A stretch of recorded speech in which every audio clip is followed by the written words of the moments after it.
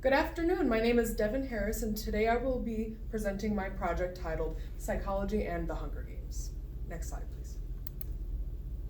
So some of the critical plot points for the Hunger Games are our protagonist Katniss Everdeen volunteers to take her sister Prim's place in the 74th Annual Hunger Games.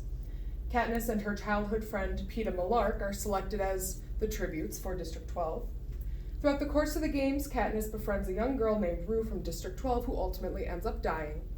And at the end of the games, Katniss and Peeta are the only tributes left and attempt to kill themselves in order to leave no victor at all. Ultimately, both Katniss and Peeta survive and are crowned the victors. This has never been done before in the history of Panem, the country in which they reside.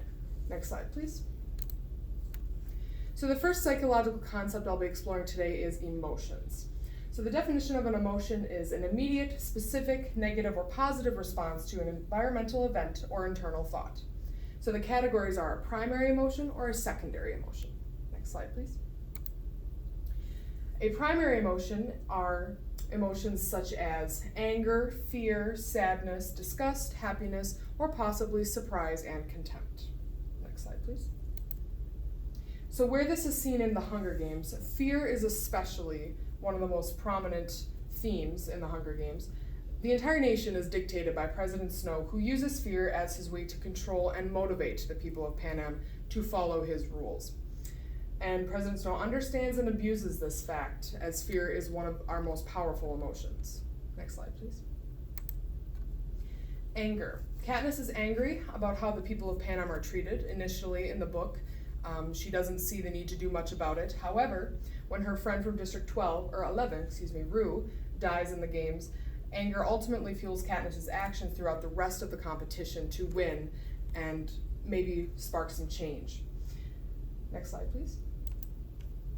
So the next set of emotions we'll be talking about are secondary emotions, and they are a blend of the primary emotions. Remorse, guilt, submission, shame, and anticipation are examples of those. Next slide, please. So submission in the Hunger Games. The people of Panem are oppressed and forced to submit to President Snow's abusive and unjust leadership over the country. And as a result, they face severe punishment for any sort of insubordination. Next slide, please. Guilt. This is a pretty powerful emotion seen throughout the whole series. Not only does Katniss experience anger over Rue's death, she also feels guilty that she failed to keep her safe and return her to her family. That was one of her goals when she met Rue, was she was going to get this girl back home. And part of this guilt, I think, also stems from the fact that Rue reminded Katniss a lot of her younger sister Prim. And in a way, Katniss feels as though she has also failed to keep Prim safe, since she can really not save her from the imminent threats that life in Panem poses to its people. Next slide, please. So the next concept we'll be talking about is motivation. Motivation is factors of differing strength that energize, direct, or sustain a behavior. So the components of motivation are satisfaction of needs and drive reduction. Next slide, please. So needs are a state of biological or social deficiency, and needs tend to make humans act in a goal-related manner. Next slide, please. So in the Hunger Games, before volunteering to take her sister's place in the games, Katniss and her family struggled a lot with basic human needs such as survival and food. Katniss's need to survive only intensifies over the series and initially in the first book when she enters the game and faces constant life threats.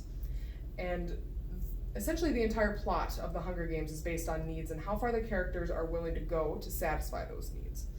And I think the characters' moral standards can also be revealed by the means in which they use to fulfill the needs throughout the trilogy. Next slide, please. The next component of motivation is drive. And drive is a psychological state that by creating arousal motivates an organism to engage in a behavior to satisfy a need. Next slide, please.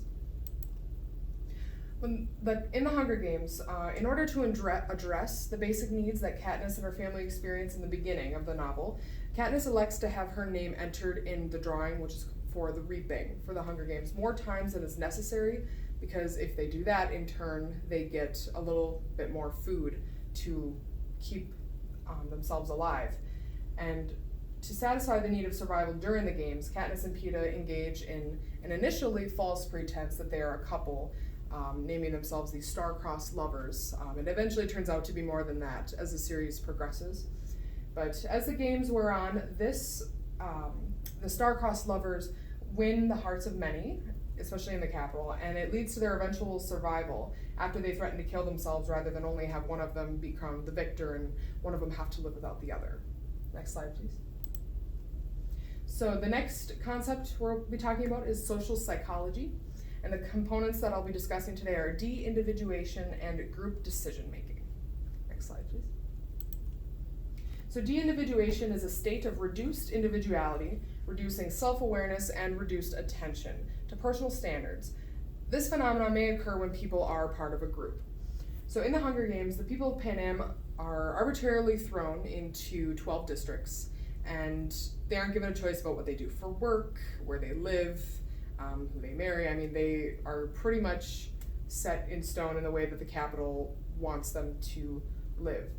And individuality and self-expression are not encouraged at all. And individuality would lead to people having their own thoughts and opinions, and this poses a threat to the way that President Snow ultimately governs Panem. Next slide, please. So group polarization is whether a group becomes more likely to take risks or becomes more cautious. And this concept also depends on the initial attitude of the group. And where this is seen in the Hunger Games is between the 24 tributes that are entered into the games.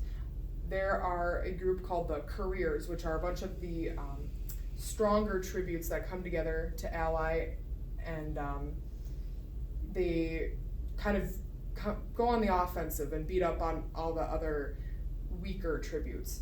And they do experience a change in how the group makes decisions because their initial attitude was focused on eliminating those weaker tributes, but over time, as more and more of the Careers died, the people in the group that were still alive, the dynamic shifts and they become more cautious and suspicious of each other and of their motives. Next slide, please. That is all I have for you guys today. Thank you for watching.